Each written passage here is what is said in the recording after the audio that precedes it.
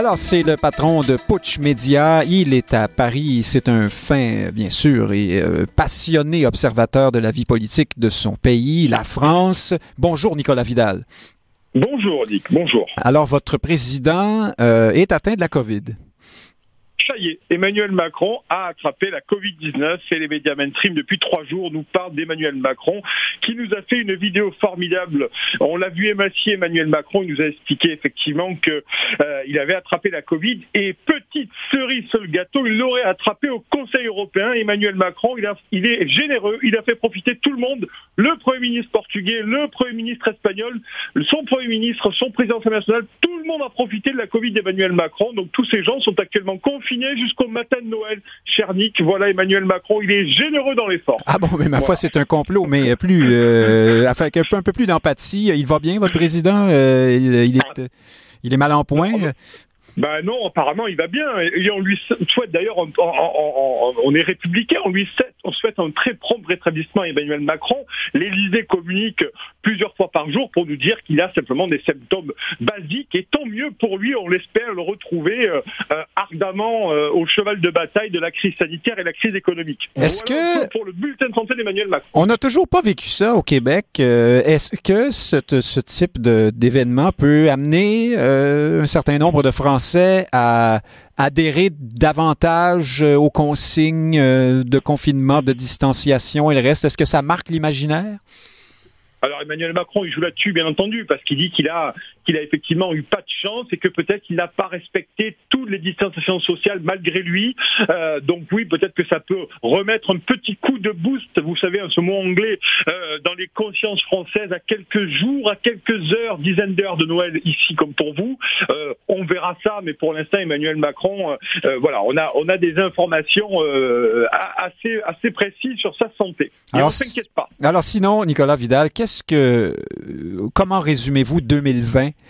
Peut-être hors pandémie ou alors sur ces sujets de fond qui peuvent avoir été exacerbés par la situation sanitaire? Vous avez exactement tout à fait raison, Nick. La Covid-19, c'est absolument central parce que ça fait appel à tout ce qui se passe dans ce monde, surtout en Europe. Je vais parler du point de vue européen. Ça a fait émerger les folies d'une doxa néolibérale complètement folle. C'est-à-dire finalement, ce virus s'est propagé dans le monde entier depuis la Chine et ça a sapé, littéralement sapé, ce paradigme néolibéral dans ses fondements. Le sans-frontiérisme, la concurrence, qui a donné quoi finalement sans frontières avec un virus qui s'est propagé partout. On est arrivé à une situation complètement ubuesque de la guerre de tous contre tous parce que les États finalement se sont recroquevillés sur eux-mêmes pour essayer de faire face. L'Union européenne notamment a été incapable, une impéritie totale à essayer d'endiguer ce virus.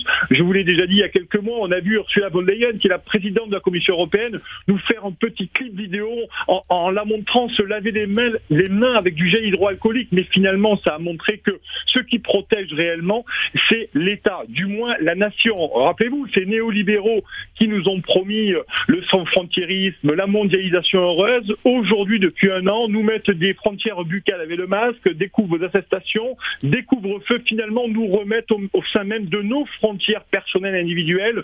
Donc c'est à mon sens le naufrage de la mondialisation, de cet état d'esprit de la mondialisation qui a voulu de nous faire le progressisme hédoniste de l'émancipation individuelle qui aujourd'hui est en train d'être battue en brèche par la Covid-19. C'est pour ça que il y a vraiment un fondement absolu et l'idée très importante qu'il faut retenir de ça, et je crois que c'est un peu le cas aussi au Québec, chez nous et dans d'autres pays européens, c'est ce qui est effrayant, c'est l'illégitimité aujourd'hui de la parole publique, de la parole politique, de gens, les Français en majorité n'ont plus confiance. Alors vraiment, c'était déjà le cas avant la Covid, bien entendu, mais aujourd'hui, il y a une profonde illégitimité dans la prise de parole et dans les décisions qui sont prises. Et c'est vrai pour les États, notamment la France, mais c'est encore plus vrai pour l'Union européenne, qui n'arrive notamment pas à s'entendre sur le plan de relance européen, avec des blocages et veto de la Hongrie et de la Pologne. Mais justement, Nicolas Vidal, oui. Dites-moi donc, parce qu'il nous reste moins de 2 minutes, monsieur, oui. Le président Macron, en parlant de ce qu'il comptait faire dans les prochains jours, mettait la question du Brexit parmi ses priorités. Alors justement, c'est un échec, ça, de l'Europe. Et comment c'est vécu à ce moment-ci? Où est-ce qu'on en est du point de vue français dans le rapport au Brexit? Le rapport au Brexit, de toute façon, on va falloir faire aussi avec la souveraineté du peuple britannique qui veut sortir de l'Union européenne. C'est les premiers chefs, éventuellement. Il y a des négociations qui sont très dures parce qu'on risque d'aller vers un hard Brexit. Et bien entendu, on affiche ça parce que vous savez qu'il y a une contribution du Britannique au budget européen. Donc ça va être reporté ici, mais les médias français, vous le savez, mainstream, nous disent que c'est un échec absolu et qu'il va falloir s'en sortir et que les hommes politiques aussi, notre classe politique aujourd'hui essaye de sortir la tête haute du Brexit. Et on nous fait, d'ailleurs, c'est très intéressant, petit exemple très très rapide, on nous fait depuis une semaine des reportages sur ces pêcheurs français qui vont faire leur beurre marin, j'ai envie de dire, dans les eaux anglaises. Et les Anglais, eux, ont sorti la marine britannique pour éviter, suite au Brexit, que les pêcheurs français viennent pêcher dans leurs eaux. Donc on nous montre en quoi le Brexit est une honte absolue. Mais la réalité, c'est que c'est la souveraineté du peuple britannique qui s'est imposée. Il faut la respecter. Et l'Union européenne, aujourd'hui, je crois qu'elle a peu de chances aujourd'hui de revenir sur une légitimité démocratique puisqu'elle n'est pas arrivée à gérer cette crise sanitaire. Et je ne parlerai pas des vaccins parce que c'est un scandale absolu aujourd'hui, avec beaucoup d'opacité, beaucoup de troubles, parce qu'on n'arrive pas à avoir aujourd'hui les députés européens. Une dernière chose, les députés européens n'ont pas conscience aujourd'hui des données des contrats signés avec les labos pharmaceutiques. Donc vous voyez toujours l'opacité démocratique de cette Union européenne Nicolas qui Vidal, n'a pas grandi de cette situation. Je vous laisse aller prendre peut-être un petit verre de rouge en vous disant joyeux Noël, bonne année à vous à Paris. Merci beaucoup, vous aussi. Chers auditeurs, Nick Payne qui vous souhaite la même chose. À l'année prochaine.